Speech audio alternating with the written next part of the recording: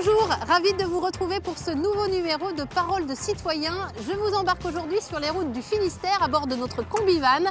Nous allons à votre rencontre, on vous donne la parole et nous faisons étape aujourd'hui sur la commune de Guilvinec à l'extrême sud du pays bigoudin. C'est parti! La commune du Guilvinec a bien changé. La ville compte 2658 habitants, c'est 2 fois moins qu'il y a 50 ans. Le Guilvinec est toujours le premier port français de pêche artisanale, mais son activité a baissé. On recense aujourd'hui 100 bateaux, on en comptait 37 de plus, il y a 20 ans. Le taux de chômage est de 16,5% et 34% des habitations sont des résidences secondaires.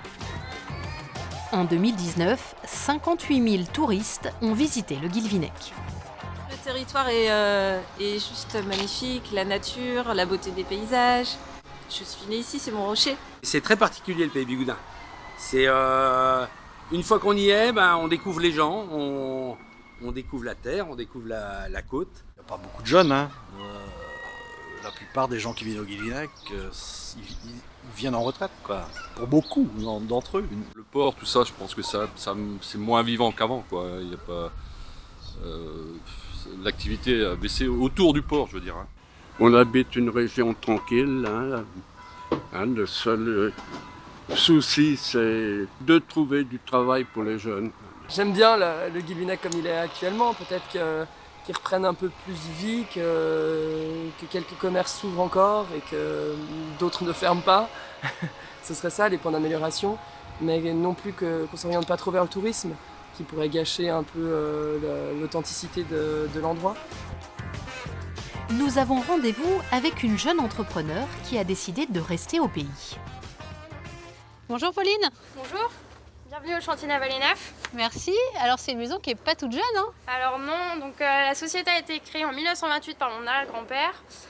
J'ai repris la société donc en novembre 2018. Donc c'est vous qui tenez la barre, c'est ça? Tout à fait. Je vous présente le chantier? Avec plaisir. Actuellement, nous travaillons donc, sur la refonte d'un chalutier langoustinier de 14,90 m. Donc c'est un vieux bateau, c'est ça? Alors c'est un bateau qui a été construit au chantier en 1983. Du coup, il est rentré en chantier pour une grosse refonte. On refait quasiment tout. Au plus fort de l'activité, jusqu'à 5 bateaux neufs par an sortaient du chantier. Aujourd'hui, la construction neuve est bien plus rare. L'entreprise répond aux besoins de jeunes patrons pêcheurs qui ont tout intérêt à retaper d'anciens chalutiers. C'est vrai qu'après, ils se lancent souvent sur de la refonte parce que construire un bateau neuf, c'est pas le même prix. Ça permet aux patrons donc, d'acquérir un permis d'exploitation et aussi des quotas de pêche. Donc, je vous présente mon père qui m'a transmis la société. Bonjour, Jacques, c'est ça? C'est ça, oui. Enchanté. Enchanté. Bon, c'est une étape importante, je suppose, que de transmettre la société à sa fille. Bien sûr, j'ai travaillé au chantier pendant 41 ans, donc ça fait maintenant c'est une transition, là, je viens quelques fois. La société a survécu à plusieurs tempêtes, comme celle du plan Mélic dans les années 90, qui a imposé la casse de nombreux bateaux. Ça a été très difficile, il a fallu s'adapter. Heureusement qu'on a eu le marché de la réparation. Et puis on intervient aussi sur les bateaux en acier pour refaire la menuiserie. Pour ses débuts, la jeune chef d'entreprise est entourée de charpentiers expérimentés. La restauration est intéressante, mais il faut avoir fait des bateaux neufs pour savoir comment faire les réparations. Si on n'a jamais fait de bateau neuf, on ne saura pas comment s'y prendre. Le chantier neuf a une nouvelle capitaine. C'est une bonne nouvelle. On est tranquille pendant des années. Et c'est une jeune, il y a de l'avenir.